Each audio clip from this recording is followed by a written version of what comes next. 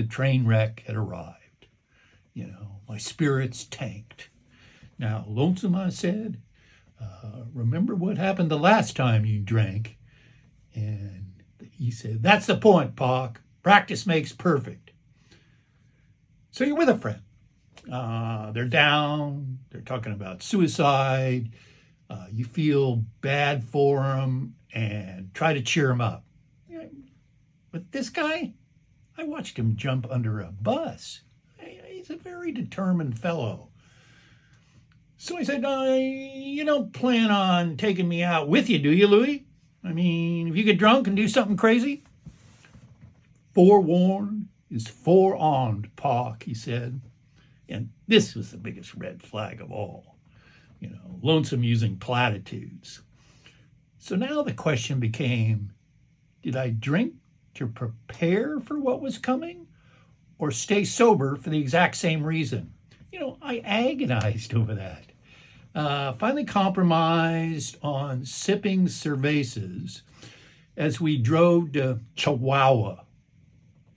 Louie wanted to go there because it was where Pancho Villa died and had a reputation as a dangerous, volatile town. He'd had a series of beers himself by the time we reached town, and he idled the Barracuda down one grim street after another and finally circled back to the ugliest bar we'd seen and pulled into the lot. The place was painted black, and it didn't even have a name. Just a blinking neon cocktail glass in the window. So I stepped out of the car, and Lonesome pulled up the polo shirt that he had tucked in his pants. He fumbled around, went to the trunk, retrieved that ridiculous sombrero he'd been wearing in San Angelo, and cinched it to the top of his head.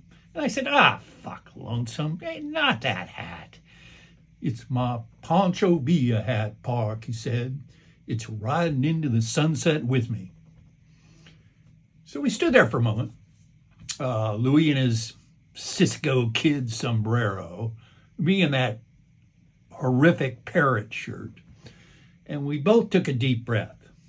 Are you ready, Park? He said. I don't know, Lonesome. I said, actually, I could use a hit of mescaline. And he laughed. Slap me on the back. No, he said, you don't.